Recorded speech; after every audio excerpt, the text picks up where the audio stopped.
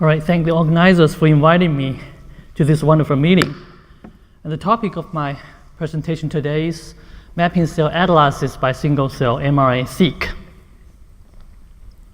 So if you look into the history of biology, you start to realize that we're still at the stage of data accumulation. And the central dogma only tells us that there are connections among DNA, RNA, and protein, but it is not known how they're quantitatively connected, and it is not known why a single copy of genome ended up coding hundreds of transcriptomes to make hundreds of major cell types in different species. I think to answer this question, a possible simple approach is to make lots of single-cell measurements that can cover all the major cellular states in one organism. Once you make this atlas, perhaps we can find some of the fundamental rules, like periodic law in chemistry, as what Aviv just stated. I think this is why we're all here, and this is why there is a fast-growing community in China who are dedicated with single-cell genomics. Technical powerhouses include BioPeak at Beijing University, led by Xiao Liang, Zeming, and Fu Chou, and they invented lots of deep single-cell sequencing technologies as well as single-cell multi-omic methodologies. My team at Zhejiang University developed this micro-well-seq technology, and we published the first mammalian cell atlas using single-cell data generated from a single lab. And also BGI at Shenzhen, they developed this iDrop platform, which is very similar to 10-time genomics, but it's much more portable and cost-effective. Notably, they released this MGI-seq T7, which claims to increase the throughput to almost 6 TB, and this data can be generated within 24 hours. As you can see, we are very eager to contribute to this field and to share more responsibilities. So there are many interesting stories to talk about, but today, due to limited time, I will just briefly describe what we have been doing in my lab. We made this micro-well-seq platform that utilized agarose plates to capture single cells, and we synthesized our own index magnetic beads to barcode each transcriptome. The advantage of this methodology is that there is a quality checking step after cell capture and before cell lysis. So when you see very high cell concentration, you just do a little bit pipetting, and then you can reduce the doublet rate. That's why we have a very low contamination rate in the species mixing experiment. And if you combine micro-well-seq with BGI MGI-seq, we can significantly reduce the cost of single-cell analysis as low as $0.05 per cell, and without hampering the quality of the data. And actually, in this test run, we detect one more cell cluster from the mouse adrenal gland tissue will be compared data generated from BGI-seq when you compare it with Illumina HiSeq. So in 2016, we started this small atlas project, and the aim is to use a very consistent technology to measure all the major cell types in different species. And so far, we have analyzed around 3 million cells, and we made some progress with human, mouse, and zebrafish. For the mouse, we now have a version 2.1 that covers different developmental time course, sexual maturation time course, and aging time course. As you all know, that some of the other species are already being processed by other groups around the world. I think it would be interesting to throw this atlas data to the artificial intelligence to see whether they can help us to understand the fundamental rules in cell-free decision. I think the scale of the analysis is not comparable to what you guys are doing. However, I think there is a big advantage, that is the comparability of the data, because everything is generated with the same lab with exactly the same technical platform. And for the human one, so far we analyzed more than 600,000 single-cell transcriptome from more than 50 donated human organs and tissues. And this covers not only some of the major tissues like fetal lung, adult lung, fetal kidney, adult kidney, but also tissues that are not well characterized before, such as adrenal gland, pleura, and omentum. As you can see, we detect lots of interesting epithelial cell types in the human fetal adrenal gland. And with this data set, we can now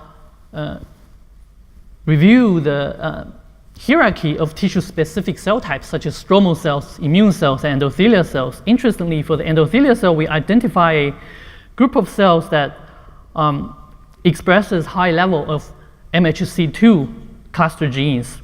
And these are endothelial cells are APC positive, and it is usually seen within the bladder and kidney. We went on to do some of the validation with the samples. We show that indeed there are some endothelial cells that co-expresses endothelial markers and antigen-presenting markers in the human bladder. So now you can sort of compare analysis between different species. As you can see, the major cell types between human and mouse are highly comparable. This is not only seen for correlation of cell types and gene expression, but also the transcription factor modules. Remember, we only compare the major cell types, not those subtypes. However, if you compare the mammalian cell atlas with atlas published by other groups, and this is planarian and Nematostella, you start to see something interesting. For example, in the planarian, we observe that the phagocytes are closely related with mammalian macrophages. And also the gastrodermis cells in the Nematostella seems to be correlated with mammalian stromal cells. Using this landscape, we built a single cell mapping system that helps us to quantify stem cell differentiation protocol. As you can see, the OP9 co-cultured human embryonic stem cells never differentiate to the actual hematopoietic stem and progenitor cells. They all differentiate to erythroid cells and endothelial cells with lots of contamination that don't even know what they are. And this system can also help to understand cell-fate decision. And we analyzed the day 20 embryonic body. We found that part of the cells can be mapped to our reference database. However, there are some groups or undetermined cells that don't map to the material human cell types. And they're in the middle. Velocity analysis also suggests this route to endpoint transition in the embryonic body differentiation system. This really reminds me of some of my earlier works during PhD. And we found that prior to cell-fate decision, there is always a very stochastic state for the stem and progenitor type. And this is also seen in the chemical reprogramming process that fibroblasts are first triggered into a very stochastic state, and until 14 days, they become localized to different attractors, and they transdifferentiate to myocytes and astrocytes. And this can be also seen in other atlas data published by probably people here. For example, this planarian, we observe the stem cell with very high transcriptional noise, whereas they project to stable states. And this is zebrafish data.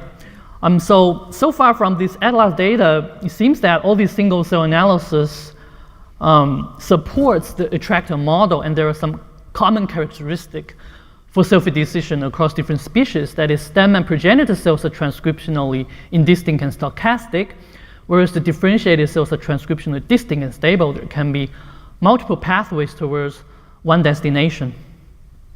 So we're building a single-cell genomics center, which is located at our new medical center. And we're recruiting all levels of talents, and we focus on single-cell genomics and AI. All right, thanks.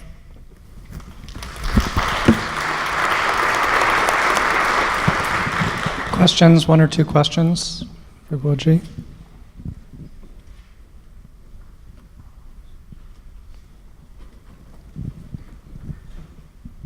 Thank you. That was really fascinating.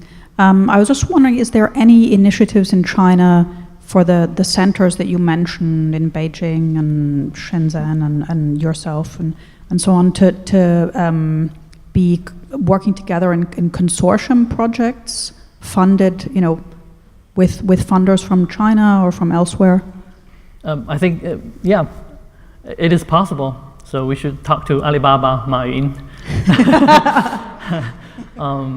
It's just that I'm very focused to the research work so far. I stayed most of the time in the lab, so I think I should go outside and talk more.